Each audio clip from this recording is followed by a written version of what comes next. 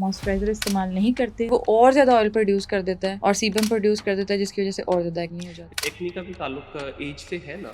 Moisturiser इस्तेमाल नहीं करते, स्किन का बैरियर डिस्टर्ब होता है और वो और ज़्यादा ऑयल प्रोड्यूस कर देता है और सीबम प्रोड्यूस कर देता है, जिसकी वजह से और ज़्यादा एक्ने हो जाता अच्छा डॉक्टर साहब, एक्ने का भी ताल्लुक एज से है ना? कि एक एज होती है उसके बाद बच्चों के ठीक होना शुरू होते हैं। खास तौर पे अगर देखें यंग बच्चों में 18-20 साल से लेके 25-26 साल तक बहुत ज़्यादा इशू देखने में आता है।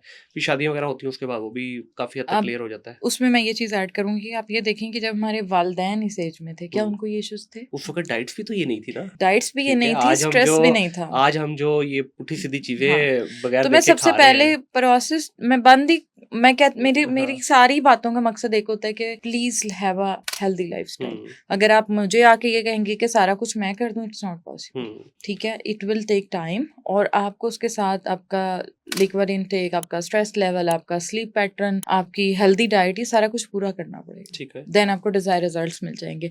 और एक और बहुत बड़ा इशू है कि एक्ने के साथ बच्चा आ गया, उसको बस यही कह दिया जाता है कि ये तो एज की वजह से है। हुँ। नहीं, फीमेल्स बच्चियों में पीसीओएस है, बहुत सारे और कॉमन फैक्टर्स हैं, रूल आउट ज़रूर करें जी।